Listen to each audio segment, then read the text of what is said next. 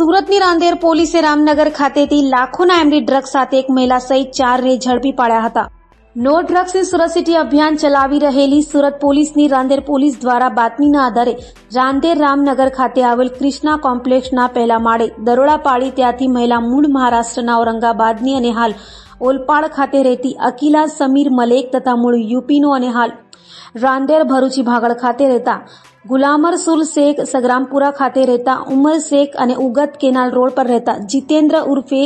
જીતુ પ્રતાપ રાવલને ઝડપી પાડ્યા હતા અને તેઓ પાસેથી 5,04,000થી વધુની કિંમતના એમડી ડ્રગ્સ, રોકડા રૂપિયા અને મોબાઈલ મળી 6,54,000થી વધુની મત્તા કબજે કરી તમામ વિરુદ્ધ કાયદેસરની કાર્યવાહી હાથ ધરી હતી।